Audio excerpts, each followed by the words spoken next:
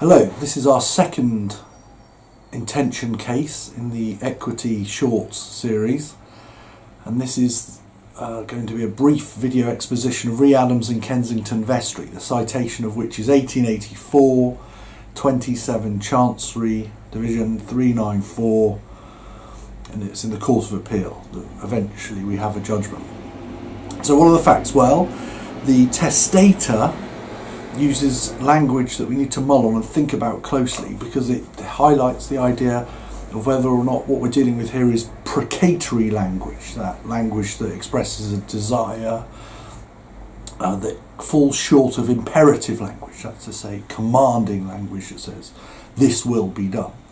And why is that? Well, it's because George Smith, who was the testator, wrote, so this time we're dealing with a written document, this in his will. He said, I give, devise and bequeath all my real and personal estate and effects, whatever and wheresoever, unto, this is the key bit, to the absolute use of my dear wife Harriet Smith, her heirs, executors, administrators and assigns, again keep it, in full confidence that she will do what is right as to the disposal thereof between my children, either in her lifetime or by will after her decease.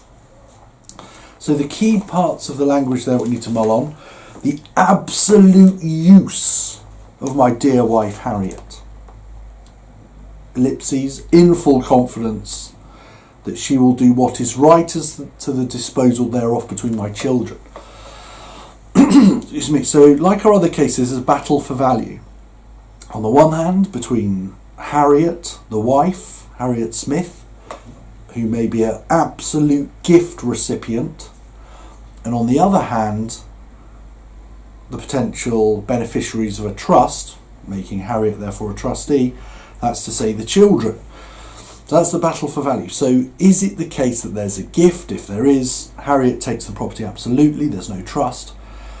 If that language, in full confidence that she will do what is right, impresses upon her the obligations of a trust, then of course those children may take as beneficiaries.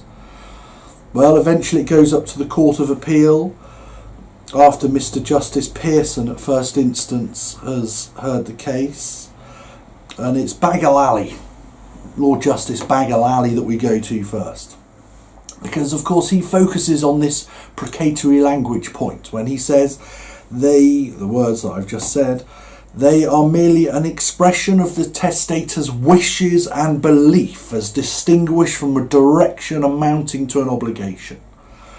In other words, it's precatory language, in full confidence, as opposed to imperative language.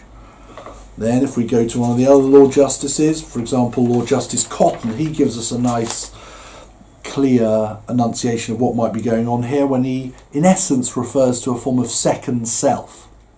So the extent to which perhaps Harriet is stepping into a second self position for the testator, because, as Lord Justice Cotton says, he feels that the widow is being put in that second self position, or as he expressed in the language of the testator, my widow will succeed me when I die, and I wish to put her in the position I occupied as the person who is to provide for my children.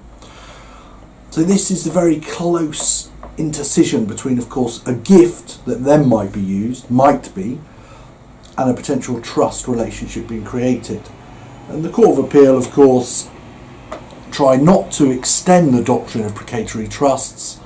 In this case, when they say, in fact, the outcome is that it was an absolute gift to Harriet the wife, and the in full confidence as a term is insufficient to imbue trust obligations on her. So that's Rhea Adams and Kensington Vestry in 1884. As you know, equity acts in personam, so we'll look at another case in due course, Comiskey where the same terms of art were used, but the word absolute was perhaps positioned differently.